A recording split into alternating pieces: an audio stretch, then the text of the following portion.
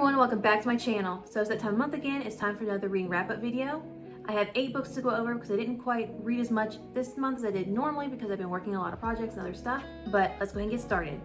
So first is Swept Away by Beth O'Leary. So the first 3 books I'm going to be talking about, I'm not sure which one's going to be my favorite for this month because of all of them I've read actually pretty recently, like Swept Away, I literally just finished like maybe a couple hours ago.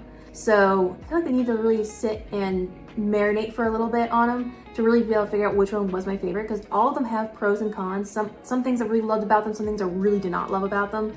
So I'm not really sure what my book bracket's gonna look like this month. And so for those of you who don't follow me on Instagram, 1, you should. 2, then you don't know that I make book brackets every month like this, where I put in order all of my favorite books from the month. And then at the end of the year, I make one for the entire year, like this one from last year. And then I pick my favorite book of the year that way. And right now, I'm not sure what my book bracket for this month is gonna look like, but let's go ahead and get started on Swept Away. So Swept Away is a book about the 2 main characters, and they have like a one-night stand, and they are asleep on a houseboat that one of them or both of them own. Very long story. Anyway, so it doesn't get tied up because of that same miscommunication, and so they drift off to sea. And this houseboat is not meant for sea, so it has no power, they have no cell service. They're completely stuck in the middle of the ocean. And so it's a whole survival situation there. And then on top of the world's most awkward second day after a one-night stand, leading to the 3rd day and so on while they're at sea. There's the first 80% of this book, absolutely amazing. Chef's kiss. Loved it. Would have been a 5-star read. They just stopped before the ever-dreaded 3rd act breakup. I don't know why authors keep doing this in their books. I really don't. Because I've never seen anyone on Book Talk, Booktube, Goodreads, Storygraph, anywhere say, yeah, you know what? I actually really like 3rd act breakups. Keep doing them. I've never seen that. The most I've seen is saying, oh, this is really good despite the 3rd act breakup. Or, oh, this was good. The 3rd act breakup wasn't awful, you know? Like, I don't know why authors keep doing it, because usually I feel like the excuse I give authors is that, oh, they just needed to add some tension or something in the book, you know, to spice it up a bit. But this book had plenty of that already because of the being lost at sea with a near stranger.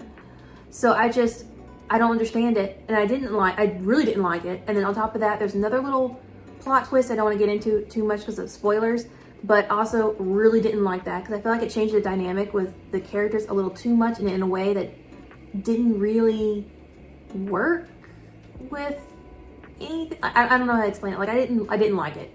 But the first 80% of that book, amazing. Would have been a 5-star read just stopping there. I really liked it. Like it had tension, it had drama, like there was plot twists that I didn't see coming. So many things I've been reading have been kind of feeling the same lately, and so it was so nice and refreshing to read something and be surprised. Like I know there's another book I said that about that I reviewed. I can't remember which one it is right now, but it's just really refreshing and fun. So the next contender for favorite book of the month is Manic, Pixie, Earl by Jenny Holiday. I really like this one a lot, obviously, or it wouldn't be one of the contenders. So this is the 2nd book in a series. The first one is called Earl's Trip. The whole series is about these guys who are all Earls or Earl adjacent back in the Regency period or Victorian, I really don't remember. It's about all this group of guys who are all Earls or Earl adjacent who take a boys trip every year and call it Earl's Trip. Each book, it seems like in the series, is gonna follow each Earl's trip and each guy falling in love on said Earl's trip. And this one was about one of the main characters. He goes by Effie because that's the like abbreviation form of his title or something. And then we meet Juliana, who is the main female character, and she is a working single woman in this time period, which is a little different, and she does meet some conflict and some issues with that, which is completely understandable and I think time period accurate. And so she works at a magazine that her father used to own before he passed away. And when he passed away, it instead went to her half-brother instead of her because of inheritance laws, sexism, and all that. And so she is struggling with having her voice heard and making it in a world that doesn't really appreciate her. And then we have Effie, who is a manic pixie dream girl, but a dude. And I love him for it. So Effie starts writing poems and things, and he sends them to the lady magazine that Juliana runs, not knowing that it was a woman's magazine. But once he found out, he was just happy someone was publishing his work, and so he didn't say anything. And so he starts corresponding with Juliana, and they start building a friendship, and he goes by Effie. And so she thinks it means Euphemia. Euphemia? I don't know how to pronounce that. Here's the word. I don't know, I'm not sure I'm pronouncing that right. Anyway, and so he doesn't correct her when she thinks that Effie is a woman. And so they communicate still, and they're clearly falling in love with each other and becoming really good friends and everything. And then on Earl's trip, he and Juliana accidentally meet. I don't want to get into too many details because I want you to read it, so I don't want to give you any spoilers. But they have an adorable meet cute there in where they're having their Earl's trip, and then they just get to know each other and everything. And it's a sweet love story for one. And as someone who loves that time period in general, I really like this one because I felt like it was historically accurate enough to make up for the historic inaccuracies, if that makes sense. I've read so many books where it's sort of like a modern twist on a Regency novel, and it just doesn't work, which is one of the reasons why I haven't read the first book yet, was because I've read so many of those, and like so far most of them don't really work. And I really can't put my finger on what about them doesn't work well enough to be able to tell if I'm gonna like another book like that or not, because I really can't tell why I didn't like the other ones. However, I really like this one, and once again, I just can't put my finger on why this one works and the other ones don't. But I'm glad it worked. I really enjoyed this one a lot. So the next contender for favorite book of the month is Love at First Fright. This is also the second book in a series where I've not read the first one. And it really didn't matter that I hadn't read the first one at all, because I didn't even find out there was a first book in a series, or this was even part of a series, until I was like pretty far along in the book and was really enjoying it and decided to look up the author on my library's website and try and find more books from them. And that's when I found out there was the first book in the series. So they really are standalone novels in a series. So the story follows Rosemary and Ellis. So for some reason while I was reading it, I kept reading Ellis's name as Elias. I don't know, I think it's because I associate Ellis, the name Ellis, with the mom from Grey's Anatomy, and so in my mind that's a woman's name. But I know several guys named Elias, and so I guess maybe, I don't know, it just worked, it was fine. But the book follows Rosemary and Ellis as they're working on a movie together. So Rosemary is a fairly well-known horror novel writer. She can see ghosts, and that kind of inspires a lot of her novels and everything. And one of her novels gets really popular, and it gets made into a major motion picture. And the star of the movie is Ellis, who she does not think is a good fit for the main character. And so it kind of starts off as a sort of enemies to lovers, but like one-sided, because Ellis he doesn't dislike her. He's more frustrated with her because he wants her to like him and she just won't, and he doesn't understand why, and so that frustrates him. But however, all that gets resolved fairly easily, organically, and early on, and so it's fine. I'll excuse the miscommunication trope a little bit here. I also will excuse the whole enemies to lovers as well, because I can kind of understand where she's coming from, and also him, because like if I were an author and my book, my baby, essentially is being made into a movie, and I just really don't think that the main male character is a good fit, I'm also probably more inclined to nitpick social interactions with him, where it's like in this book where their interactions, they kind of just stack up on each other, of her finding little things about him she doesn't like because she's already looking for them, because she doesn't like him in that role, until she figures out that he actually is a good fit, and so she kind of forgives him for everything, but also just kind of lets everything go. And then I can understand it from his point of view of he really wants her to like him because of he wants this role for so many reasons, and he's afraid that she's going to try and get him off of the project, and so he really wants to win her over. And after a while, he really likes the story and wants to be a good fit. And so it really upsets him that she is so vehemently against him. But they do get everything resolved after a while, and they start to get to know each other, and they start to fall for each other. And it's a really sweet love story. There's also a little bit of, other stuff because of, like I said, she can see ghosts. And so there are two ghosts on the premises. They're kind of messing stuff up, and it's two women from, I want to say Victorian? I don't think it's really said explicitly. It might be Regency. It might be Regency era. And they are, they're just roommates kind of thing, where they were two best friends, and they both died at the same time before they could say that they actually loved each other. And that's also just a kind of a sweet, sad story. There were a few little things about that kind of irked me. Probably the thing that bothered me the most in this is, so I want to put a spoiler warning, 'cause I'm not sure anyone would consider this a spoiler or not, but I can see where someone might. So here's your spoiler warning. A really minor spoiler, just minor, but so Rosemary finds the diary or letters from one of the ghosts hidden away in a old abandoned church thing. And that, like, you know, puts a lot of light into their whole story, does a lot of backstory and everything. But that really annoyed me because of, it's kind of implied those letters were left there by one of the ghosts back when she was alive. There's just no way those would be there still. It's out in the elements, sort of, like it's wrapped in like a handkerchief or something. And it's out enough to where she's easily able to spot it without looking for it, really. And there's just no way those would still be out there. There's just no way. That annoyed me. That's the one that irked me a little bit. I just kept thinking about it over and over while reading. But another thing that I really wish this book had was, I wish it did more with the paranormal aspect. I really didn't think they touched on that much. I really felt like this was more of a romance novel with a little bit of paranormal stuff in it, instead of a paranormal novel with some romance in it. And it was kind of marketed as a paranormal story with some romance, and I just don't think that's what it was. It was mostly the romance. I really wish they did more of the paranormal, because that could have been really interesting and fun, and they could have delved more into that, but they really didn't. So next is Caught Up, which is the sequel to Lights Out. I really liked Lights Out. I didn't really like this one near as much. Now, at the beginning, I think it was because of I was expecting it to basically be Lights Out 2, essentially, and it's really not. It is its own thing. But once I got out of that mindset, I really started enjoying it more. However, this did make me realize that maybe I'm not a fan of dark romance. I have been reading little things here and there that are like dipping my toe in, and I think dipping my toe in is as far as I'm going. I think this would have been a little better because like one of the things that made Lights Out so fun was the sense of humor of the main characters. And this one, they're a little more serious, and so it kind of doesn't have that to counteract some of the darker elements. Also, I really do feel like the main female character forgave the guy way too easily for a lot of things. Like, I'm sorry, if I found out the guy had put a tracker in my bag, I'd be pretty upset for a while. I know it sounds like I didn't really like the book, but I promise I did. It was fun and it was exciting.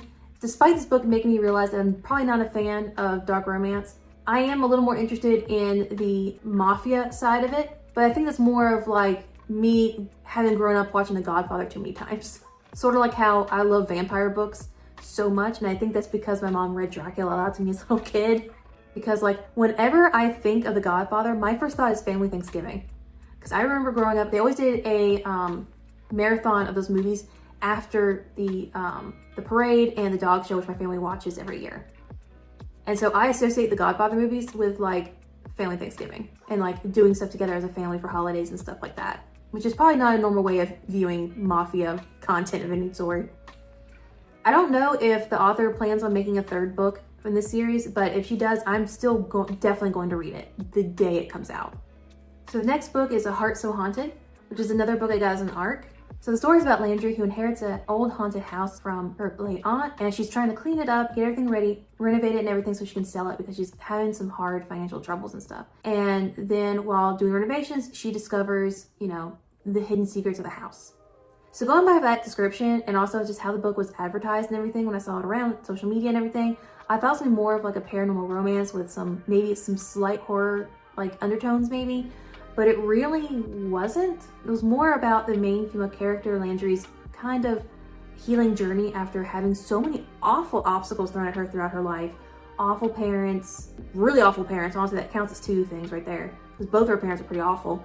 And then an ex who's a little very creepy, and then low self-esteem and issues that rise from that. Bless her heart. That's all I can say. Bless her heart. And a lot of this is her coming to terms with that, and she does it through basically working on the house and coming to terms with some family history and other things like that. I don't want to give away too much because it's a pretty good book and I do want you to read it. My biggest gripe with the book, however, is not the slight misleading marketing or anything like that. It's how slow paced it is. Oh my gosh, nothing really seems to happen till like 70% of the way of the book. Like that was so annoying. Maybe some people like that, like the build up and everything, but it makes me feel like the author can't really get into the actual story of it because of so much of the book is just the build up for the story. And I really feel like some of those things felt a little rushed, and they wouldn't have been if there wasn't like so much monumental build up for the whole first 70% of the book.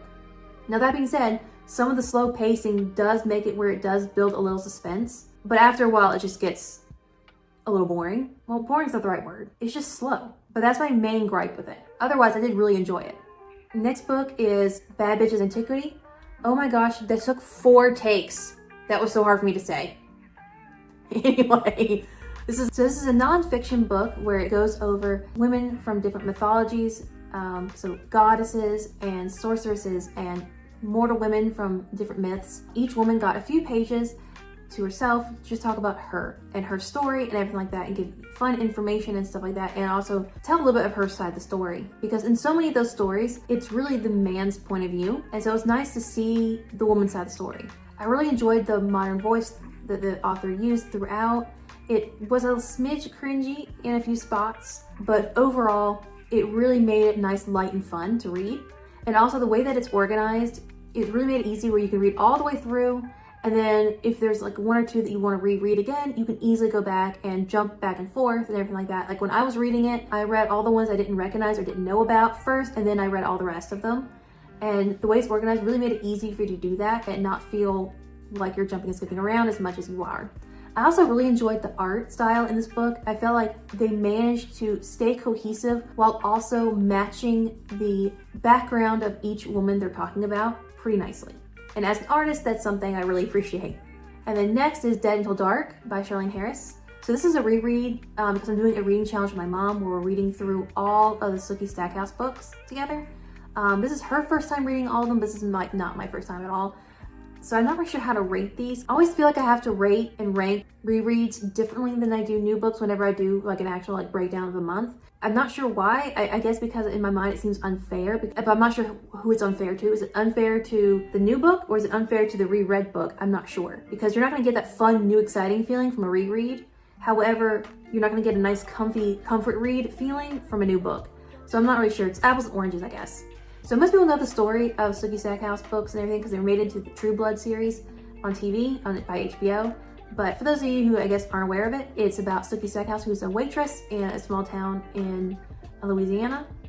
And a few years before the book starts, vampires have come out into the open, or out of the coffin as they say in the books, and they let themselves be known to the world. And it's a really cool way of looking at like what would actually change and everything, because like they actually talk about like them doing their taxes and stuff and inheritance laws and things like that, which is just funny to me. I don't know. She meets Bill Compton, who is a vampire who inherited, I guess, a house from a dead relative because of his only living relative. Well, living, I guess. And so he comes back to this small town because that's where he's originally from before he became a vampire. And he meets Sookie and they fall in love, and there's so much drama and just insanity happening. I forgot how much of a roller coaster these books are, and it's just so much fun. It's such a fun ride. However, I also don't remember how many sex scenes were in this book until my mom was reading it, because she read ahead of me. Kind of forgot that part. Oops, sorry mom. Because I'm the one that talked her into reading these books as our reading challenge. But reading these books, like I said, it was a lot of fun, and I've forgotten how good they are. And it made me think, I don't think I've read anything from Charlaine Harris that I didn't like love. Because like I was obsessed with her Midnight Texas series as well. Like I think I read all 3 of those in like a weekend. Loved them, could not put them down, just ate them all up. I loved it, and the TV show also. I've not read anything from her other than the Midnight Texas series and then the Sookie Stackhouse books. I own a few others of hers, but I've not read them yet. So then last but not least is Better Than the Movies by Lynn Painter. So I have a physical copy of this because I bought it for my little sister. She recently asked me to look into my novels and stuff for her because she's starting interested in reading some more of them, but she doesn't really know where to start. And she doesn't really know what she likes either. So she just asked me to just think about ones that I've liked or ones that I've heard are good or anything like that.